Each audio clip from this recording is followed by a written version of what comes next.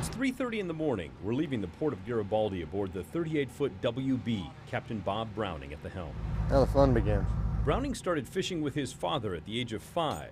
Now he, his brother, and father all fish on different boats. The family has seen a dramatic change in the once booming industry. This morning, we'll motor north for 2 hours to reach the legal fishing grounds. It's part of the latest, but one of the most severe restrictions on an industry that once was wide open. 140 years ago, fishermen on the Columbia River caught and canned 30 million pounds of fish a year. Later, during its heyday, as many as 3,000 boats trolled the Pacific coast. There were no limits.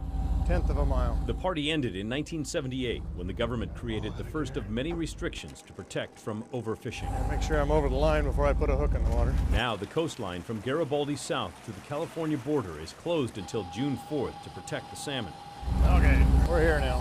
When it opens, the season there will last just 26 days, down from as many as 200 in the past. That's what pushes the Garibaldi fishermen north. Looks like we might have a good start here. With the increased cost of motoring north, every moment counts. Browning gets his gear in the water as fast as possible. Trollers use the same lures as sports fishermen, but the tall spreaders allow them to run many lines at the same time. Browning quickly has as many as 40 hooks fishing. That's going to be a nice sunrise. This is why I like it. At 5:45, he lands the first salmon. It's big enough to pay for the day's fuel, he says, one of many expenses squeezing fishermen. It's getting harder and harder to make a living at it, but you just have to work harder. Browning believes in hard work and diversifying. Besides salmon, he fishes for halibut, cod, and tuna. He also has nearly 600 crab pots soaking off the coastline. If things get really slow, he'll leave the water and go back to working as a building contractor.